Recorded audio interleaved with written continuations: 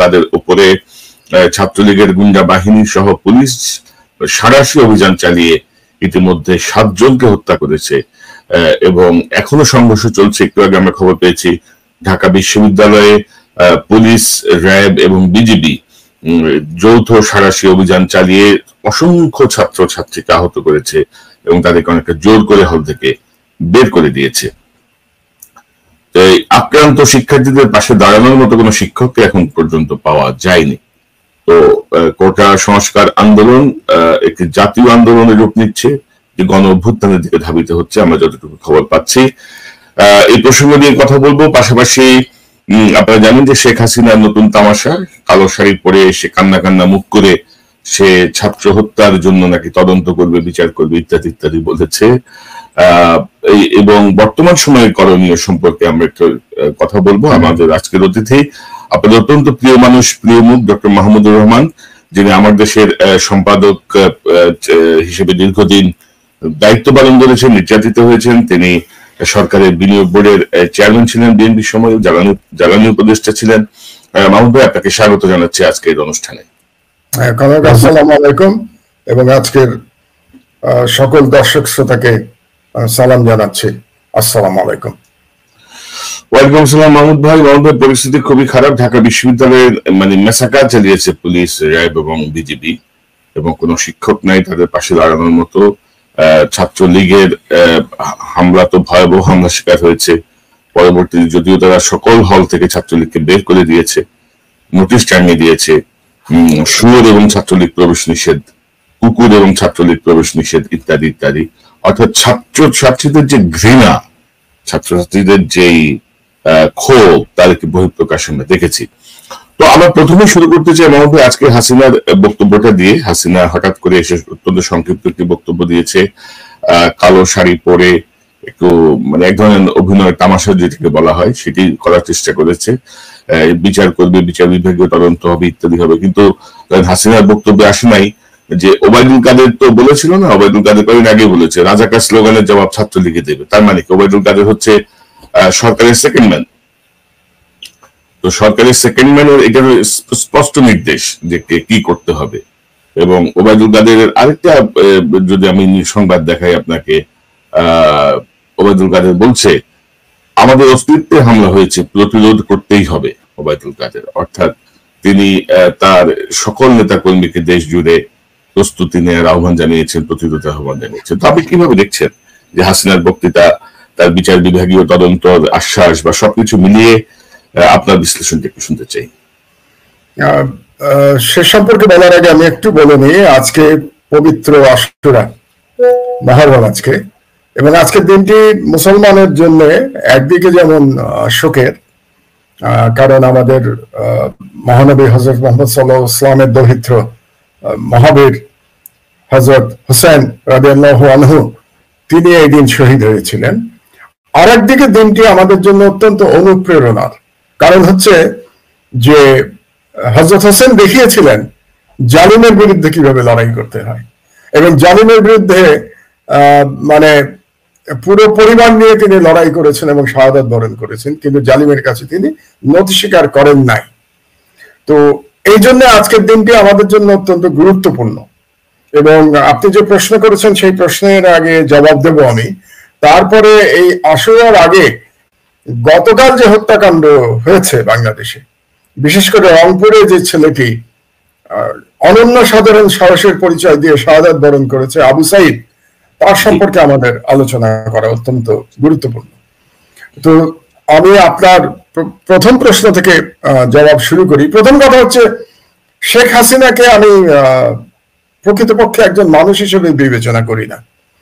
আমার দৃষ্টিতে তিনি একটি পিশাচ, একটি ডাইনি, একটা মনস্টার, এই ধরনের একটি প্রাণী, যার কোনো বিবেক নাই, যার কোনো অনুভূতি নাই। এই ধরনের একটি প্রাণীর বক্তৃতা আমি শুনি না, আমার শোনার রুচি হয় না ফ্র্যাঙ্কলি। কিন্তু যেহেতু সাংবাদিকতার সাথে জড়িত আমি, তাছাড়া পলিটিক্যাল সায়েন্স এবং হিস্ট্রি নিয়ে লেখাপড়া করি, কাজেই খবরটা রাখতে হয়। আমি যেটা করি শেখ হাসিনার ক্ষেত্রে, তার বক্তৃতা হয়ে যাওয়ার পরে আমি পত্রিকা থেকে পড়ে নেই যে সে কি বলেছে। তো কাজেই সে কি বলেছে আমি এটা জানি। আমি ডিটেলস অনেকগুলো পত্রিকা আমি পড়েছি। তো শেখ হাসিনা যেটা করেন তাই তিনি করেছেন, কারণ তিনি একজন সর্বৈব মিথ্যাবাদী।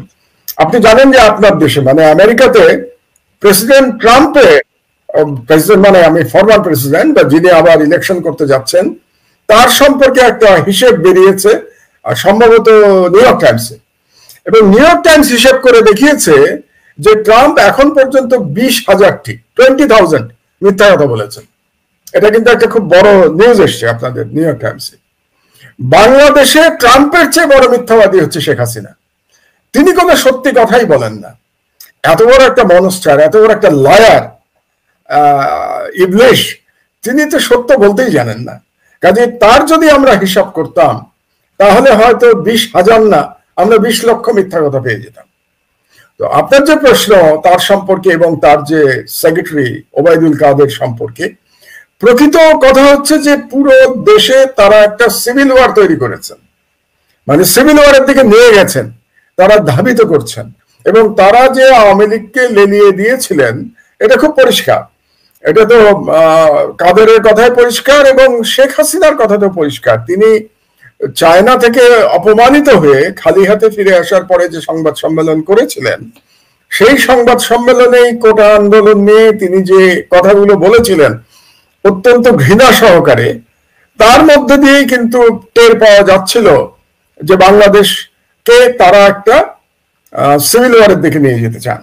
এবং শেখ হাসিনার যে ধারণা ছিল এটা একটু আপনাকে বলা দরকার। এবং আপনি যে যদি ওবায়দুল কাদেরের বক্তব্য দেখেন, তাদের ধারণা ছিল যে তার যে লাঠিয়াল বাহিনী, দানব বাহিনী ছাত্রলীগ, এই ছাত্রলীগের আক্রমণের মুখে এই যারা যে তরুণ সমাজ ছাত্রছাত্রী তাদের খুব ন্যায্য অধিকারের জন্য লড়াই করছে, তারা ভয় পেয়ে যাবে, সুতরাং তারা তাদের আন্দোলন থেকে পিছু হটে যাবে। এবং তাদের ধারণা ছিল ছাত্রলীগ দিয়ে পেটালেই এটা হয়ে যাবে। যেমন আমরা একটা নাম ভুলে যাই, আপনার নিশ্চয়ই মনে আছে বুয়েটে ছাত্রলীগের পিটিয়ে আবরারকে যেভাবে হত্যা করা হয়েছিল, তো আবরারের নাম আমরা অনেকেই ভুলে গেছি।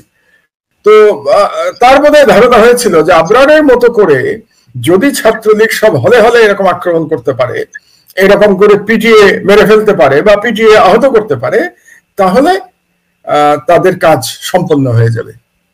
কিন্তু যেটা আমি খুব অনুপ্রাণিত বোধ করলাম এবং কি বলবো, তরুণ সমাজের কাছে আমি খুব কৃতজ্ঞ বোধ করছি এবং খুব শ্রদ্ধার সাথে স্মরণ করছি তাদের এই মহান লড়াই, যে তারা সেই গুন্ডা বাহিনীকে, এই দানব বাহিনীকে উল্টো তারা প্রতিহত করলো।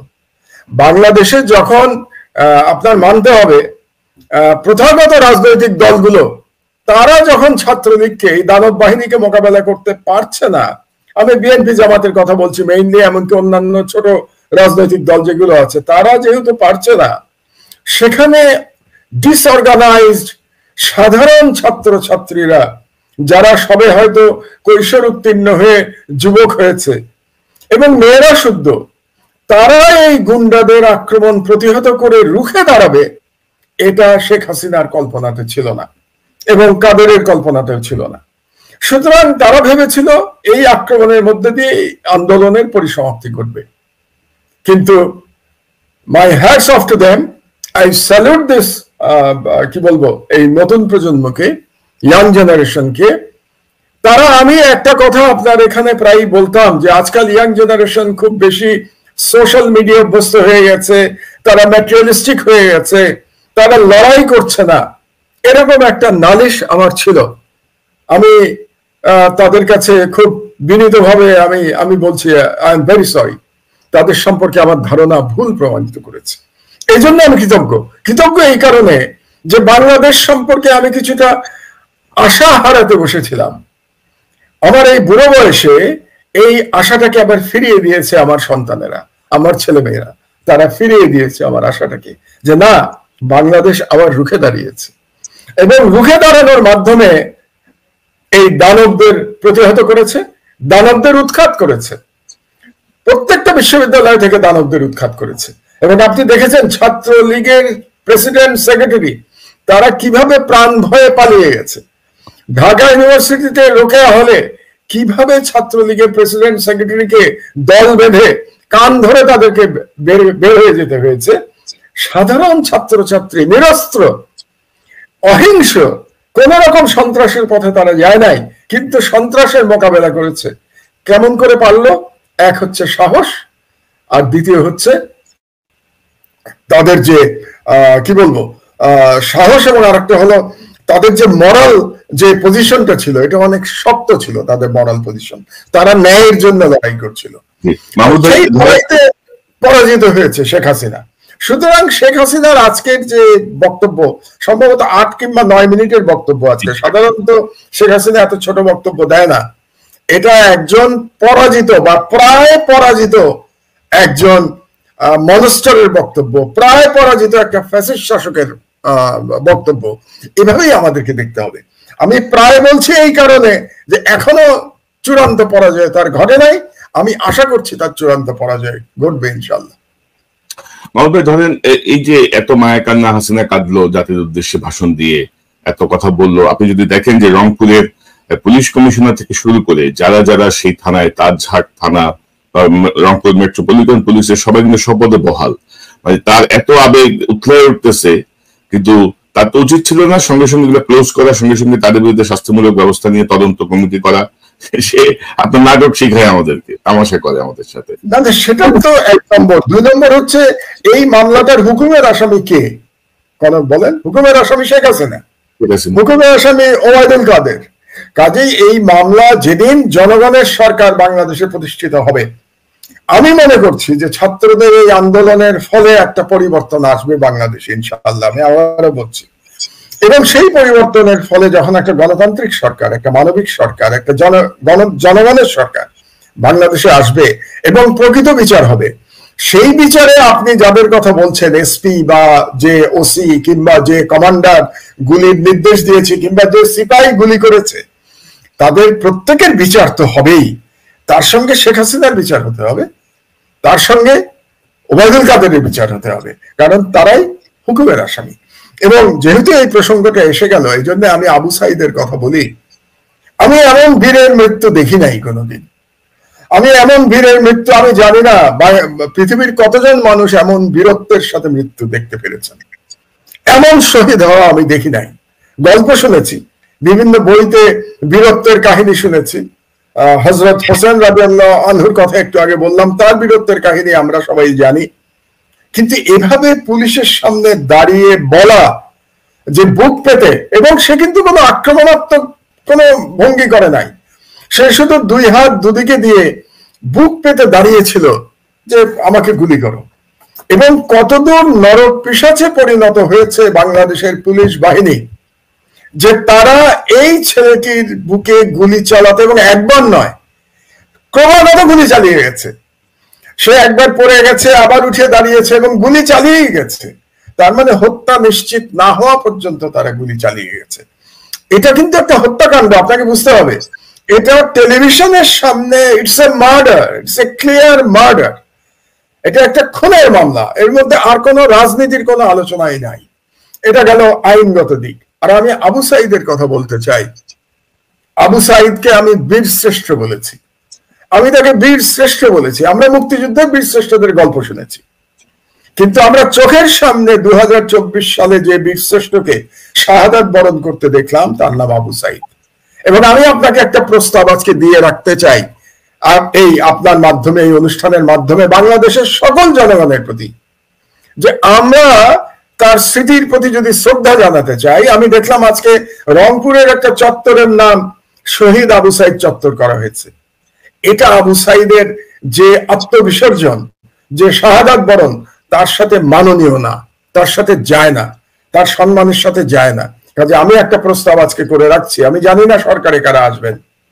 আমার প্রস্তাব হচ্ছে যে যমুনা সেতু, যেটাকে বর্তমান ফ্যাসিস্ট প্রধানমন্ত্রী তার স্বৈরশাসক একনায়ক খুনি পিতার নামে করেছেন, শেখ মুজিব সেতু, সেটির নাম হতে হবে শহীদ আবু সাইদ সেতু।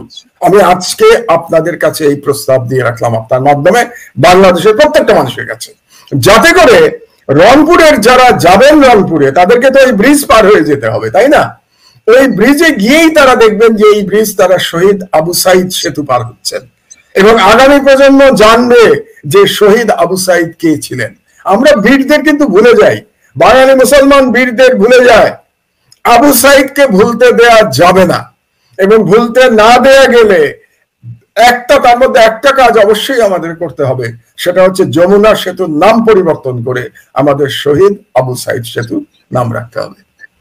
তো আমি শহীদ আবু সাইদের আত্মার মাগফিরাত কামনা করছি, এবং আরো যারা শহীদ হয়েছেন, এই গতকাল 6 জন শহীদ হয়েছেন, তাদের সকলের আত্মার মাগফিরাত কামনা করছি এবং তাদের প্রতি আমার বিনম্র শ্রদ্ধা নিবেদন করছি। আমি একটা বুড়ো মানুষ, 71 বছর বয়স হয়েছে আমার। এরা সব আমার সন্তান তুল্য, সন্তানের চেয়ে ছোট। তো এদের প্রতি আমার শ্রদ্ধা জানাতে আমার বিন্দুমাত্র কুণ্ঠা নাই। তারা আমাদেরকে নতুন করে বাঁচার অনুপ্রেরণা দিয়েছে, নতুন করে বাংলাদেশ নির্মাণের অনুপ্রেরণা দিয়েছে, নতুন করে হাসিনার বিরুদ্ধে এবং হাসিনার যে মনে ভারতের আধিপত্যবাদের বিরুদ্ধে লড়াই করবার জন্য আমাদেরকে এনকারেজ করেছে এই আবু সাইদ। নিশ্চয়ই মাহমুদ ভাই, একটি অত্যন্ত ভালো প্রস্তাব। নিশ্চয়ই এই ফ্যাসিবাদের পতনের পরে নিশ্চয়ই এটি কার্যকর করার সুযোগ আসবে। তো আমি আপনাকে একটা বিষয় একটু বলতে চাই, যে ধরেন আইনগত কথা বলবেন, পুলিশের গুলি করার কথা হচ্ছে হাঁটুর নিচে ওইরকম মব কন্ট্রোল করতে হয়। একটা নিরস্ত্র মানুষকে এভাবে গুলি করে মেরে ফেলা, মানে এটা কোনো কিছুতেই কাভার করে না। আপনি যেটি বলছিলেন হত্যাকাণ্ড সম্পর্কে, এবং কোনো সংঘর্ষ চলছিল না তখন, এটা মনে রাখা দরকার। কোনো সংঘর্ষ চলছিল না, ছেলেটা দাঁড়িয়েছে। জি জি, পুলিশ তাকে সরাইতে চাইলে তার মানে হাঁটুর নিচে লাইফ সেভ করে তাকে আহত করে সরাই দিতে পারতো, নর্মালি যেটা হয়। সরানোরও তো কোনো প্রয়োজন ছিল না, সে কি করে? প্রয়োজন ছিল না, সে তো কিছু করে নাই, সরাবে কেন? অর্থাৎ এই আওয়ামী পুলিশের যে বার বেড়েছে, এটা হচ্ছে তার আরেকটা এক্সাম্পল। তো মাহমুদ, এখানে একটা ইন্টারেস্টিং বিষয় আছে। আমি অন্য প্রসঙ্গে যাওয়ার আগে আপনাকে একটু বলতে চাই যে ধরেন এখন যারা কোটা সংস্কারের আন্দোলন করছে, এরা কিন্তু এক অর্থে আওয়ামী প্রজন্ম। মানে 2009 সালে ধরেন এরা সবাই স্কুলে ছিল, 4-5 পড়তো, বা এরা ধরেন জন্মের পর থেকে এদের মাথায় ঠোসানো হয়েছে শেখ মুজিব, বঙ্গবন্ধু চেতনা। কিন্তু আপনি দেখেন যে এই প্রজন্ম কিন্তু বিভ্রান্ত হয় নাই। এবং আপনি যে বলছিলেন শ্রদ্ধা জানাচ্ছিলেন, আমিও শ্রদ্ধা জানাতে চাই যে এরা কিন্তু দেখেন বিভ্রান্ত হয় নাই।